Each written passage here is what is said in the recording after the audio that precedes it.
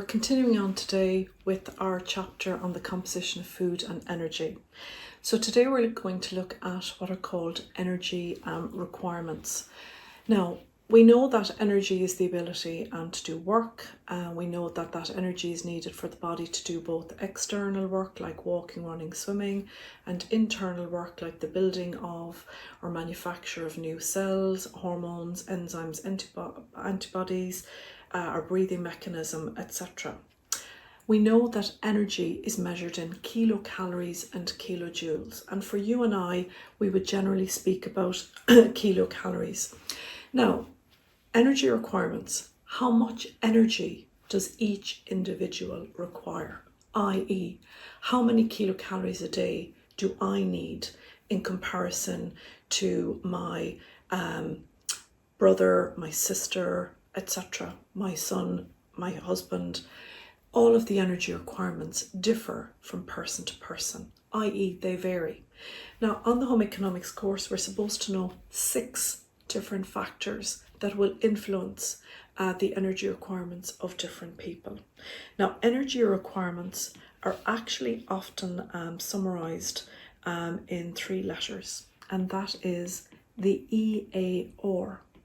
Now, many students actually ignore the table on estimated average requirements of different people. However, it is on the syllabus, and we mentioned in our introduction that the syllabus is the basis on which the exam is written from. So we have to know 6. Now, with regard to the 6 we're going to choose, we're going with age, gender, activity, occupation, body size, and pregnancy and lactation.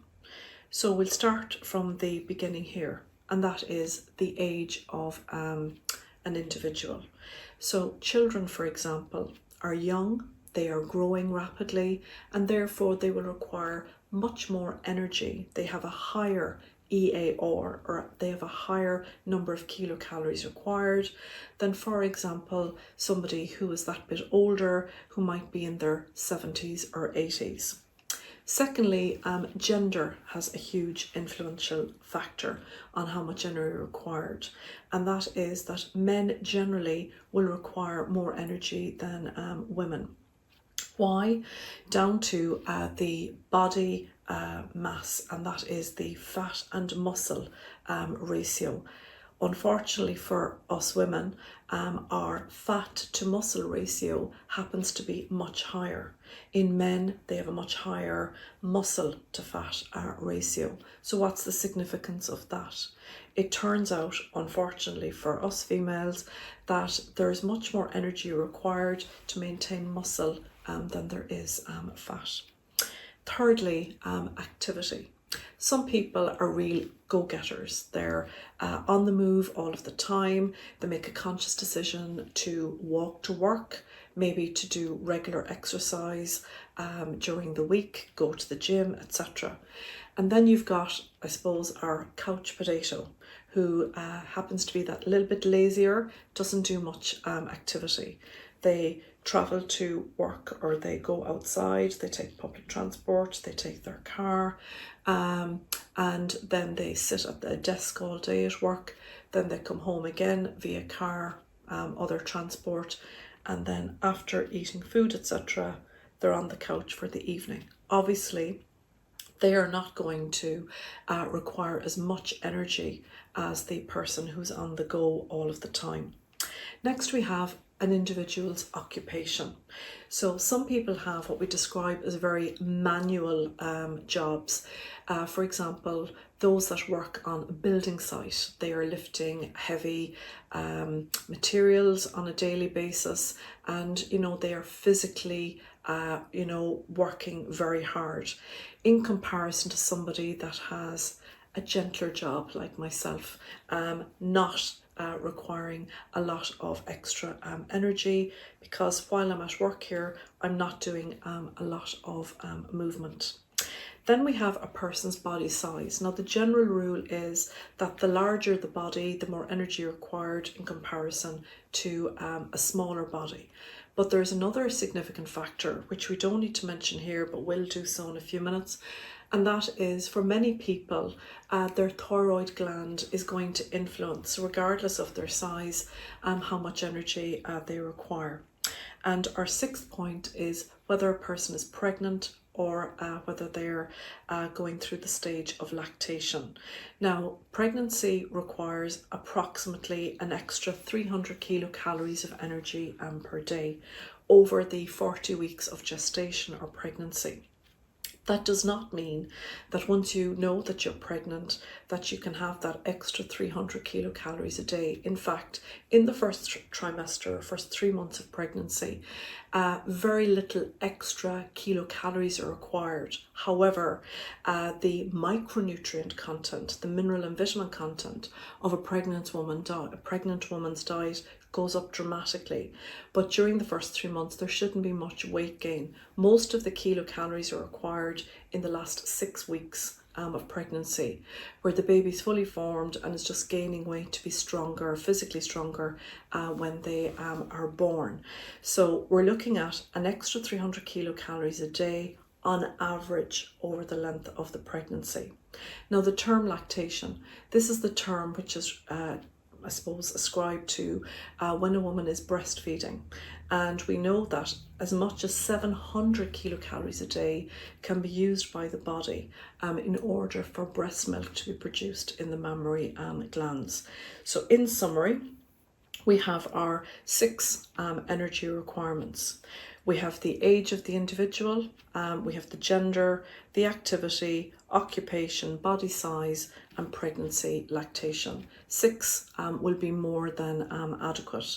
Now, I do know that some textbooks mention the word climate. I'm not a fan, to be honest, because we don't live in a cave anymore. You know, there's a saying that, oh, the colder the weather, the more energy or the more we should eat. In 2024, if we're cold, we put on a coat. We don't need to eat 2 or 3 times our normal intake. So I wouldn't go with climate, I'll be honest with you. I would go with the 6 that we've just chosen. Now, the term metabolism. Metabolism is described as all the chemical processes that take place in the body. These chemical processes enable us to grow, reproduce, produce energy, heat, protect our bodies, produce antibodies, etc.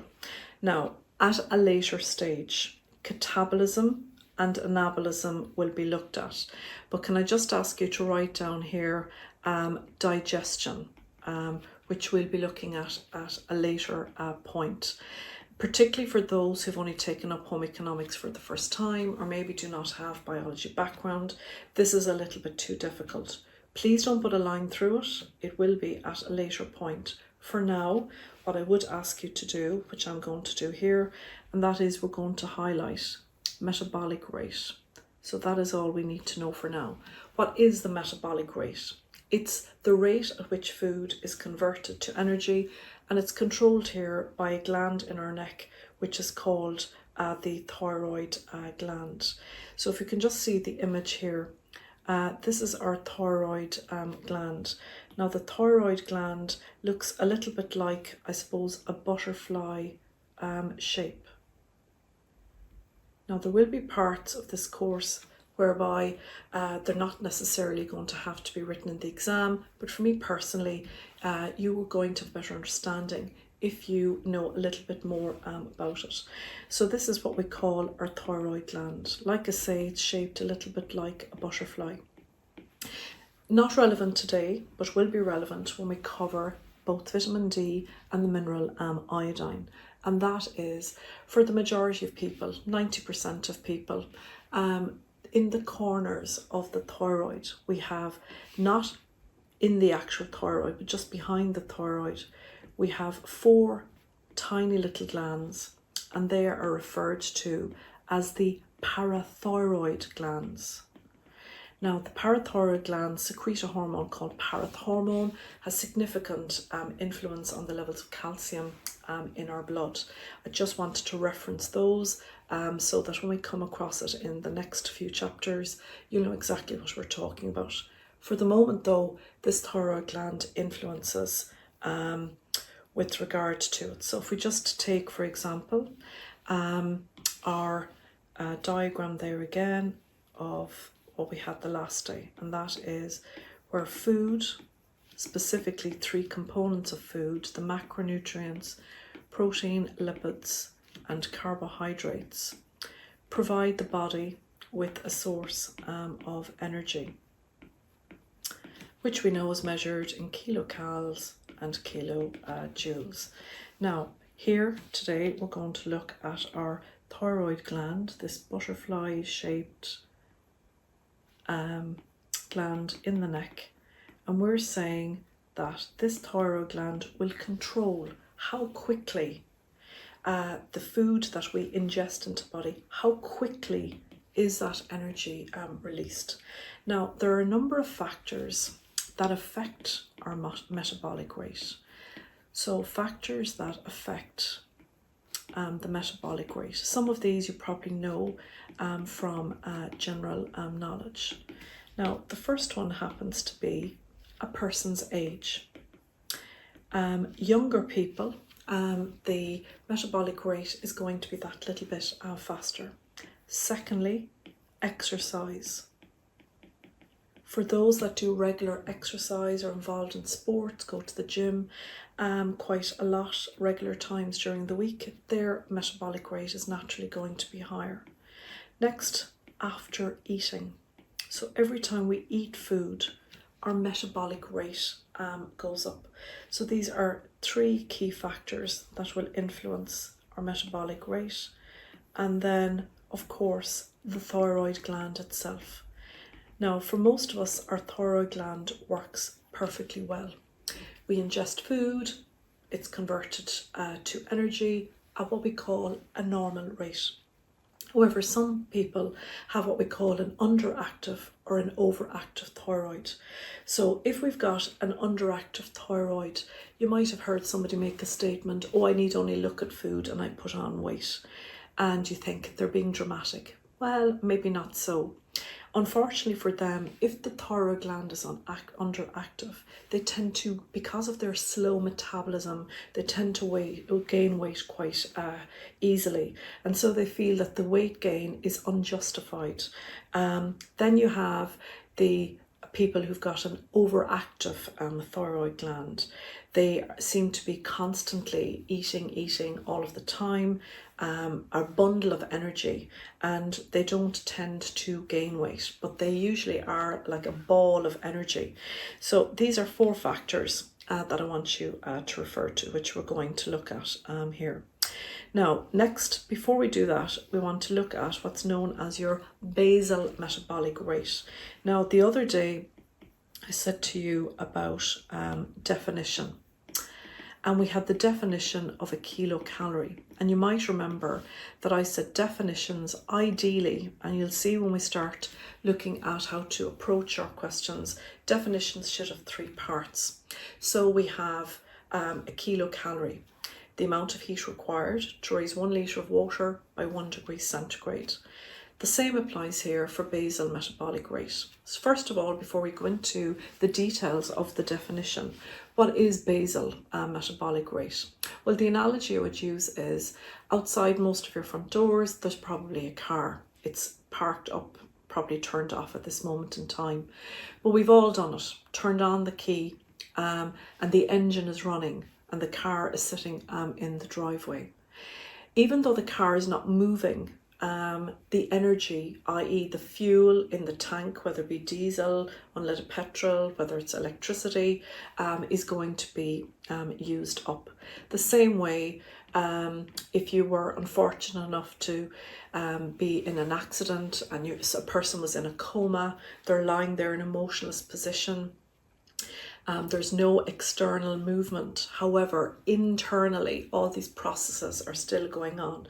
Your breathing mechanism is working, your heart is beating, there's new cells being made, and you regularly see people tied up to a bag of liquid, referred to as a glucose drip, because while they're lying there motionless, the body still requires a source of energy, and this is the minimum amount of energy required to keep our body warm, our internal organs functioning, ticking over while lying down in a motionless position. And it is measured always 12 hours after eating a meal. So what we're going to do again is we're going to highlight this whole definition here, and we're going to number it. So we'll go with number 1 there, the least amount of energy. Now, I can't emphasize enough how important that word is. Instead of least, you could say minimum. Either way, it doesn't matter.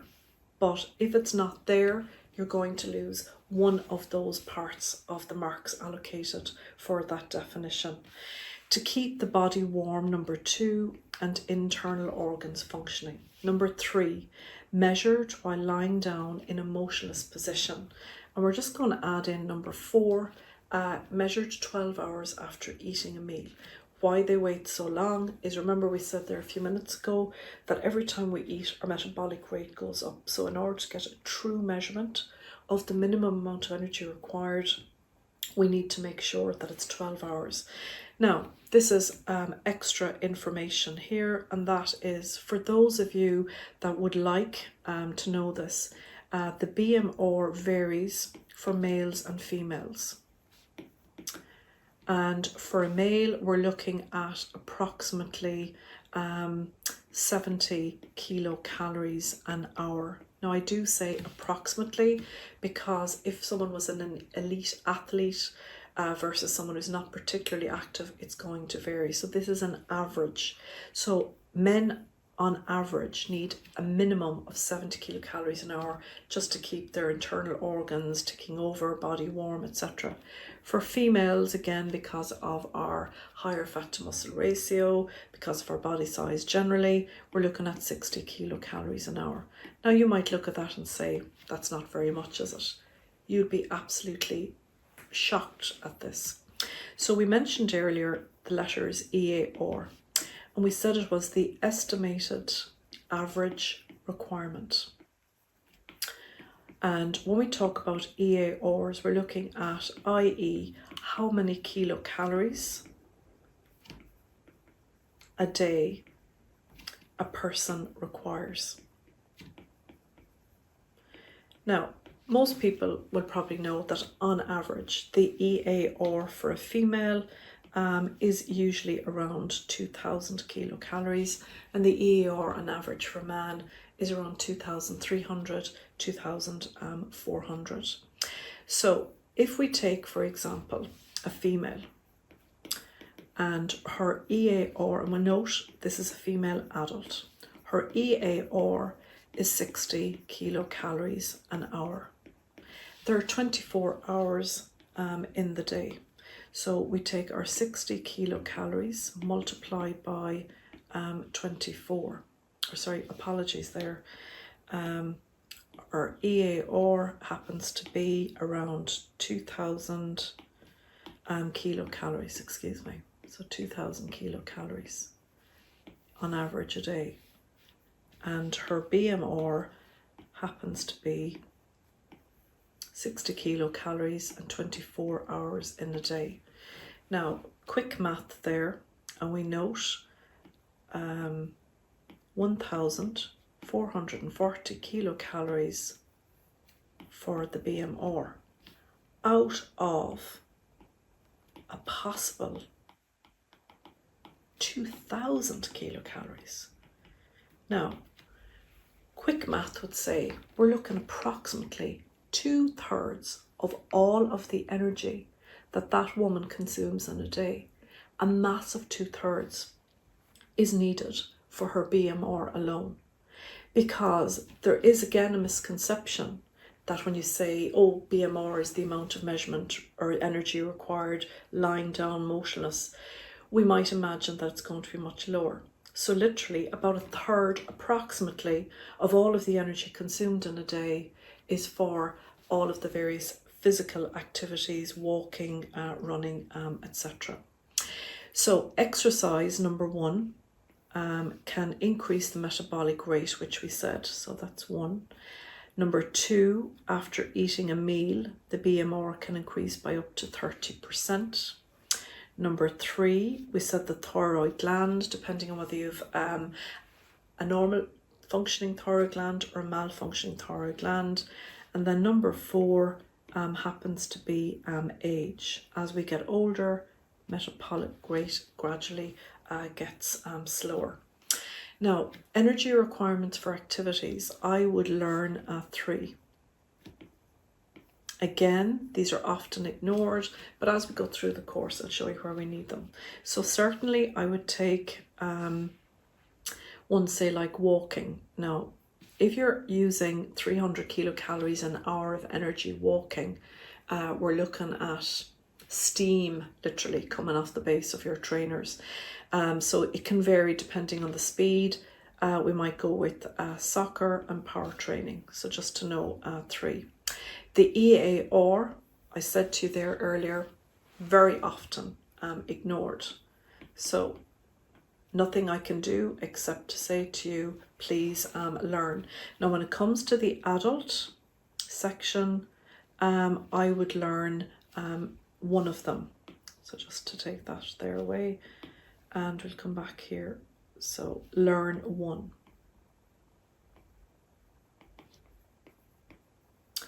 Most students will go for the moderately active, which is the average adult. So that would be a suggestion.